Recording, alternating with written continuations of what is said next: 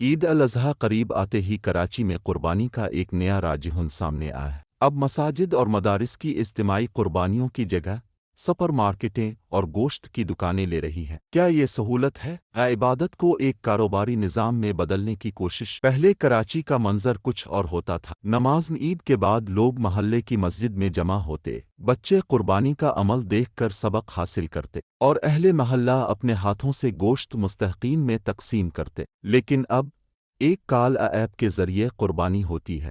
جانور کی خریداری، ذبح، صفائی، پیکنگ اور ڈیلیوری سب کسی اور کے ذمے، اور عبادت صرف ایک سروس بن کر رہ گئی ہے۔ مصروف آدمی کی آواز وائس اوور میں بیان۔ میں ایک پرائیویٹ کمپنی میں کام کرتا ہوں۔ میرے پاس وقت نہیں کہ منڈی جاؤں یا گوشت سنبھالوں۔ میں نے آن لائن بکنگ کی اور گوشت صاف ستھرا پیک ہو کر وقت پر آ گیا۔ یہ سہولت اپنی جگہ، لیکن علماء اور مساجد کے منتظمین اس نئے نظام پر تشویش کا اظہار کر رہے ہیں۔ مفتی تقی عثمانی صاحب فرماتے ہیں، قربانی صرف گوشت حاصل کرنے کا نام نہیں، یہ ایک روحانی اور اجتماعی عمل ہے۔